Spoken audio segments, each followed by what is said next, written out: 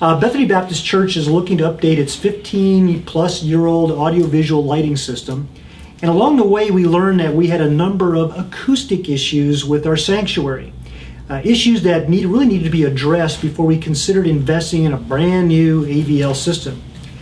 After a fairly extensive evaluation and of qualifications of several AVL companies, Bethany Baptist Church chose AGI Professional located in Eugene, Oregon. This evening, we're fortunate to have the opportunity to meet with and talk with Steve Diamond, AGI Pro's acoustics expert, about our situation. Steve, welcome. Good to see you here. So first of all, before we get into a lot of things here, I'd like to just start out with, does our sanctuary that when you came to visit us back in, when was that, early July, did you find that our sanctuary had acoustics issues? And if so, can you kind of describe really the big main ones that you encountered? It certainly had acoustic issues, and particularly when you talk about contemporary music and contemporary instrumentation. The room was built back in the 70s. It has a 70s design. The design is actually backwards from what it should be as far as sound is concerned, because sound waves come out of a source and expand, and the room contracts as you go further back in it instead of expanding. So the part over the stage was the highest part in the room. Really, it should be the other way around for sound. So we certainly have some acoustic issues right off the bat just because of that, particularly in the back of the balcony. Very strong, I'm going to use the term wave compression. What happens is as the room decreases towards the back of the room, that wave bangs off the ceiling and collapses on itself. And that causes low frequency anomalies in the back of the room. What we are trying to do with music is to touch the emotions, causing the spirit to respond, and worship results. Focus on Jesus results. When we have inconsistent acoustics, we have distractions going on. It's too loud over here, it's too soft over here, there's too much bass, there's not enough bass, there's so on and so forth throughout the whole space. And there's something that happens when a room is balanced and the room is no longer an issue, and there's a good sound system and sound is a non-issue. People focus on Jesus and the worship is heightened. The result is a tangible sense of the presence of God in the house. That's what we're after. I see. I also recall that when you came and presented to us back, it was at the end of August, about 4 or 5 weeks ago.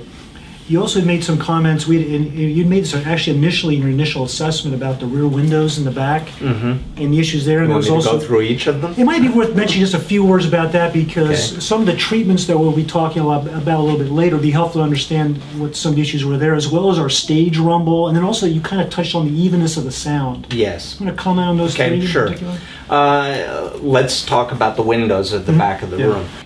Right now, those windows are parallel to the back wall, and so what happens is sound is launched at them and comes back. It's reflective. It's coming back with a delay. We can make it easier for the musicians to really keep time and to do a better job of bringing the music by removing hard reflections that come back to the stage out of time. By tilting the glass, we take the direct sound that is being thrown out by a speaker system or even from instruments at the stage, and we keep them from coming straight back. Now, you'd also mentioned about the stage being kind of flexing and rumbling. But what it is there's a single layer on that stage. So right now the stage resonates, which means that it actually produces a note.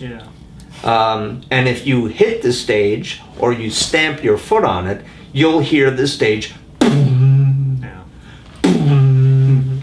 So we've specified for you a 3-layer stage using 3 different thicknesses and a couple of different types of material. Okay.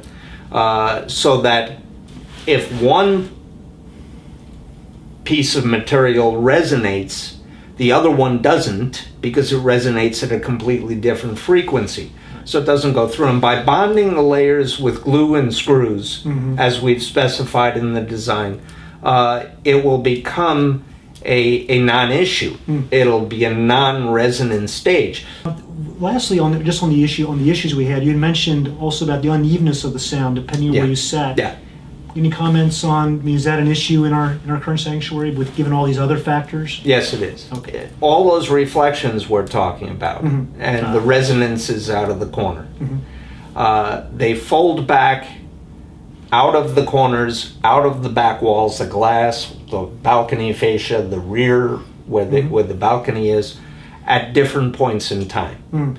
And when they fold back, at some seats they're going to cancel certain parts of the band, frequency band, and at other seats they'll accentuate.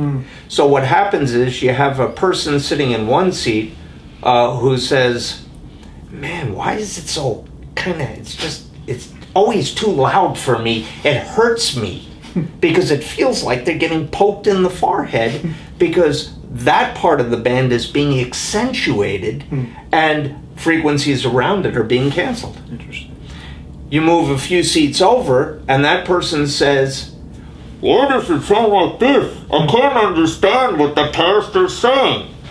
You know, because the high end is canceling, so we're losing clarity and intelligibility and so on. What should they expect to hear differently in our sanctuary, would you say?